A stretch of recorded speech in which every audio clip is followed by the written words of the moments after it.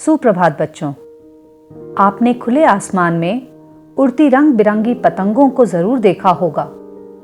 किस तरह वे हवा की दिशा के अनुसार खुले आकाश में बेखौफ उड़ती हैं। तो बच्चों, आज हम इन पतंगों पर आधारित एक कविता पढ़ने जा रहे हैं जिसका शीर्षक है पतंग। आओ पढ़ें। तितली से लेकर पर उधार, मुर्गे की कलगी सिर सवार, बंदर की लंबी लगा पूंछ, मछली सी करती जल विहार। इसकी विचित्र है चाल ढाल, हैं बड़े निराले रंग ढंग, उड़ चली गगन छूने पतंग। रॉकेट से बहुत पुरानी है, यह नील गगन की रानी है। सूरज को छूना चाह रही, हिम्मत वाली सैलानी है। इसके तन में कितनी तरंग, इसके मन में कितनी उमंग, उड़ चली गगन छूने पतंग। बादल से बातें करती है, बगुलों के साथ विचरती है। हिरनी सी इंद्रधनुष वाले आंगन में कूदी फिरती है। कितनी भी ऊंची चढ़ जाए, फिर भी रहती धरती के संग, उड़ चली गगन छूने पतंग। बच्चों, इस वीडियो के माध्यम से आप इस कविता को 3-4 बार दोहराइए। यह कविता आपको खुद ब खुद याद हो जाएगी। आइए इस कविता के भावार्थ भी समझ लेते हैं।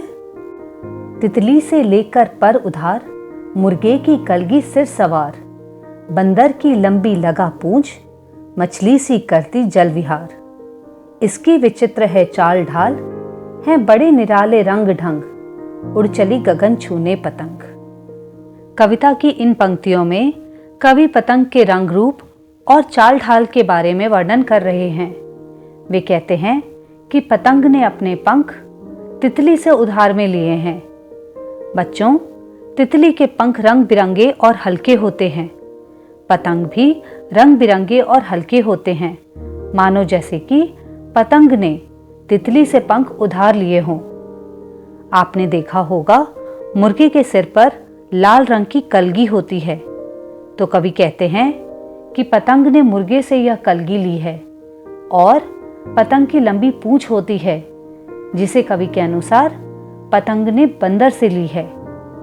आगे कवि कहते हैं कि जैसे मछली लहरा के सागर में घूमा करती है, ठीक उसी प्रकार पतंग भी अनंत नीले आसमान में लहराती है। उसकी चाल ढाल, रंग ढंग सब अनोखा है। हम सबको पता है आसमान अनंत है, जिसका कोई अंत नहीं है। पतंग भी उसी आसमान को छूना चाहती है। कवि के अनुसार पतंग का लक्ष्य आसमान को छूना है। आगे पढ़ते हैं। रॉकेट से बहुत पुरानी है, यह नील गगन की रानी है। सूरज को छूना चाह रही, हिम्मत वाली सैलानी है। इसके तन में कितनी तरंग, इसके मन में कितनी उमंग, उड़ चली गगन छूने पतंग।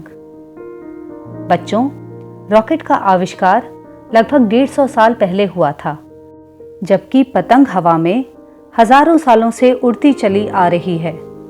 तो पतंग रॉकेट से पुरानी है। कवि के अनुसार पतंग जिस शान से नीले आसमान में उड़ती है, मानो वह नीले आसमान की रानी हो। वह हल्के से कागज की बनी है, फिर भी वह निडर बेखौफ होकर नीले अनंत आकाश में ऐसे उड़ती है मानो सूरज को छूना चाहती है। और इसलिए पतंग को एक हिम्मत वाली सैलानी कहा गया है। सैलानी वह होता है जो घूमता है। कवि के अनुसार पतंग के शरीर में तरंग है। वो कभी एक जगह टिककर नहीं रहती, जोश में रहती है। उसके मन में खूब उमंग है। कभी इधर उड़ना चाहती है, कभी उधर उड़ना चाहती है, कभी सूरज को छूना चाहती है। तो पतंग का मन उमंग से भरा हुआ है। उसे अनंत आकाश को छूना है। आगे बढ़ते हैं। बादल से बातें करती है, बगुलों के साथ विचरती है। हिरनी सी इंद्रधनुष वाले आंगन में कूदी फिरती है। कितनी भी ऊंची चढ़ जाए, फिर भी रहती धरती के संग, उड़ चली गगन छूने पतंग।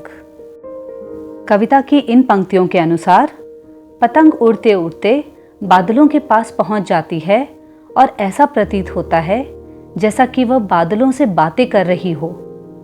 बच्चों, आपने आसमान में बगुलों को उड़ते और घूमते हुए देखा होगा।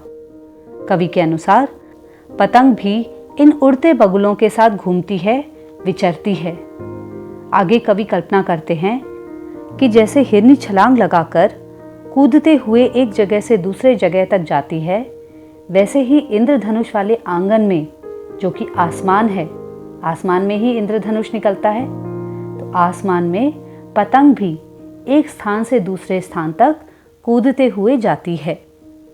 आगे कवि कहना चाहते हैं कि क्योंकि हमारी पतंग हमेशा ऊंचाइयों में रहना चाहती है, तो कोई ये ना समझे कि हमारी पतंग घमंडी है, उसमें गुरूर आ गया है।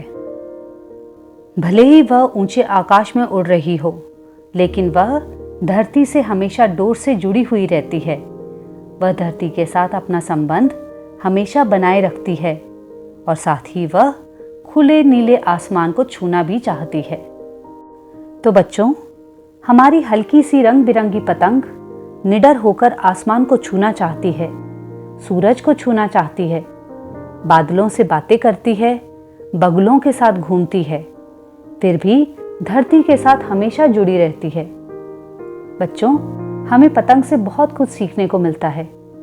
जिस तरह पतंग जितनी भी ऊंची उड़ जाए, धरती के साथ हमेशा जुड़ी रहती है, उसी तरह हम कितने भी कामयाब हो जाएं, हमारे अंदर कभी भी घमंड नहीं आना चाहिए।